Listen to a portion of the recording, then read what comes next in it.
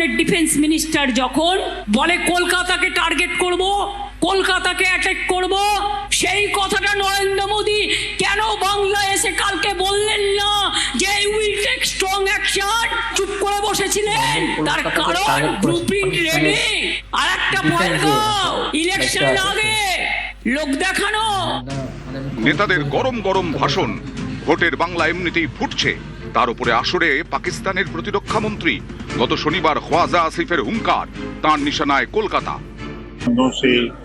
या उनकी कैद में जो पाकिस्तानी है उनको भी वहाँ पे अपनी आवाम जो है उनको जूतियाँ मार गई है, और ये सारी क़यामत जो है उनको जूतियाँ पड़ती रही। जिस तरह उनकी ये अगर उन्होंने कुछ इस किस्म का ड्रामा करने की कोशिश की तो इंशाल्लाह ताला कलकत्ते तक पहुँचाते हैं। পাকিস্তানের বিরুদ্ধে স্টেপ নিলেন না। ডিফেন্স মিনিস্টারকে দিয়ে কে বলিয়েছে কথা? তদন্ত চাই, কারা বলিয়েছে? আপনি কেন তাদের বিরুদ্ধে অ্যাকশন নেননি? কলকাতাকে যদি টার্গেট করার কথা কেউ বলে, আমরা অ্যাজ এ ইন্ডিয়ান সিটিজেন আমরা মানব না। আপনি বাংলাকে টার্গেট করতে পারেন, আর পাকিস্তানের ডিফেন্স মিনিস্টার যখন বাংলাকে টার্গেট করবে বলে তখন আপনি চুপ করে বসে থাকেন, মুখে প্লাস্টার লাগিয়ে বসে থাকেন। লজ্জা করে না? আগে পদত্যাগ করুন। গত বুধবার মালদায় তুলকালাম হয়, 7 বিচারককে ঘন্টার পর ঘন্টা ঘেরাও করা হয়, ভাঙচুর করা হয় তাদের গাড়ি। এ নিয়ে রবিবার কোচবিহারের সভা থেকে তৃণমূলকে নিশানা করেন নরেন্দ্র মোদী। দাবি করেন এ রাজ্যে নির্মম সরকারের মহা জঙ্গল রাজ চলছে বলেই মালদার মতো ঘটনা ঘটেছে। সোমবার নাকাশিপাড়ার সভা থেকে এই ইস্যুতে সুর চড়ান মমতা। মোতাবাড়ির ঘটনা আমরা কেউ সাপোর্ট করিনি। প্রধানমন্ত্রী আপনি কোথায় ছিলেন? লজ্জা করে না? মিম নামক একটা সাম্প্রদায়িক শক্তিকে নিয়ে আপনি বিহারে লড়াই করেছিলেন, এখানেও করেছেন। আমরা কোনো অ্যাটাককে সাপোর্ট করি না। দোষীদের অ্যারেস্ট না করে আপনারা নির্দোষীদের অ্যারেস্ট করছেন, আর যে দোষ করলো তাকে অ্যারেস্ট করতে গিয়ে সুপ্রতিম সরকার, তার 2টো স্প্যাস্টিক ছেলে আছে, তাকে আপনারা তামিলনাড়ুতে পাঠিয়ে দিলেন। লজ্জা করে না? রবিবার কোচবিহারের সভা থেকে অনুপ্রবেশ ইস্যুতেও সরব হন মোদী। অনুপ্রবেশের জন্য নিশানা করেন তৃণমূলকে। এদিন নাকাশিপাড়ার সভা থেকে এ নিয়েও সুর চড়ান মমতা। বর্ডার আপনার হাতে, আপনার হোম মিনিস্টারের দায়িত্ব। সিআইএসএফ আপনার হাতে, সিআরপিএফ আপনার হাতে, আইটিবিটি আপনার হাতে, প্লেন আপনার হাতে, ট্রেন আপনার হাতে। তাহলে যদি কোনো খুশবইটিয়া কোথাও ঢুকে থাকে, তার জমিদারি তো আপনার। আপনি আগে পদত্যাগ করুন, তারপরে খুশবইটিয়ার কথা বলুন। বাংলায় কথা বললে খুশবইটিয়া রোহিঙ্গা, আর আপনি ভোট চাহেঙ্গা। রাজস্থানে অত্যাচার, বাংলায় কথা বললে উত্তরপ্রদেশে অত্যাচার, আদিবাসীদের উপর অত্যাচার। জিজ্ঞেস করুন মতুয়া ভাই বোনদের, বাগদায় কত হিন্দু ভোট কেটেছে। জিজ্ঞেস করুন মতুয়া ভাই বোনদের, বনগায় কত হিন্দু ভোট কেটেছে।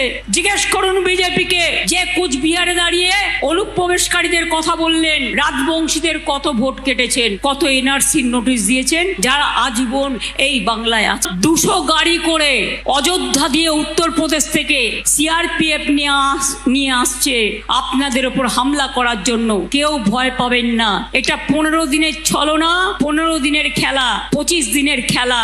তারপরে বুঝবে খেলার নাম বাপাজি। তো তোমরা তো ভিডিও দেখলে, পাকিস্তানের প্রতিরক্ষা মন্ত্রী কি বললো, কি হুঙ্কার দিল, বলছে কলকাতা টার্গেট করবে। আর হ্যাঁ, আমাদের প্রধানমন্ত্রী এসে মিটিংয়ে এসে কিন্তু এই কথা কোনো কিছু কোনো স্টেপ নেয়নি। এই নিয়ে কিন্তু মুখ্যমন্ত্রী রেগে গেছে, কেন স্টেপ নেবে না, কেন কিছু বলেনি। এই নিয়ে কিন্তু তোলপাড় চলছে। কিন্তু বাস্তব কথা, আমাদের কলকাতাকে টার্গেট করছে আর বলছে আবার পাকিস্তানের প্রতিরক্ষা মন্ত্রী যে সে বলছে কলকাতাকে টার্গেট করবে। ভাবতে পেরেছো? এখানে কিন্তু আমাদের প্রধানমন্ত্রী এসছে মিটিংয়ে পশ্চিমবাংলায়, আসার পরে কোনো এই নিয়ে কোনো কথা বলেনি, কিন্তু এই নিয়ে কোনো বক্তব্য রাখেনি। কে বলেছে কথা বলার জন্য? মুখ্যমন্ত্রী বললে তদন্ত করবে, অবশ্যই তদন্ত হওয়া উচিত। এত বড় সাহস কলকাতায় টার্গেট করা, এই নিয়ে তারা অবশ্যই খোঁজ নিতে হবে। আর কে বলেছে বা কী কারণে বলেছে অবশ্যই খোঁজ নিতে হবে। এটা আইনে পদক্ষেপ নিতে হবে। এটা প্রধানমন্ত্রীকে অবশ্যই পদক্ষেপ নিতে হবে। কেন এই কথা বললো আমাদের মুখ্যমন্ত্রী, যে বললো এটা খোঁজ নেবে, একদম ঠিক বলেছে। একদম এত বড় সাহস কলকাতাকে টার্গেট করবে। যাই হোক, পাকিস্তান একটু বেশি বেড়েছে আর কি, বাড়া আরও কমাতে হবে এদের। কথা না, যারা বেশি বাড়ে তারা চটকে ঝরে পড়ে যায়। পাকিস্তানের অবস্থা এরকম, বেশি বেড়ে যাচ্ছে। ওদের হালকা করে কমাতে হবে আর কি। যাই হোক, আর তোমাদের কী মতামত অবশ্যই তোমরা কমেন্ট করে জানাও। আর ভিডিওটা ভালো লাগলে অবশ্যই লাইক কমেন্ট আর চ্যানেলটা অবশ্যই সাবস্ক্রাইব করো এরকম ভিডিও দেখতে হলে। আর তোমাদের সাথে দেখা হবে নেক্সট ভিডিওতে। টাটা বন্ধুরা, বাই বাই।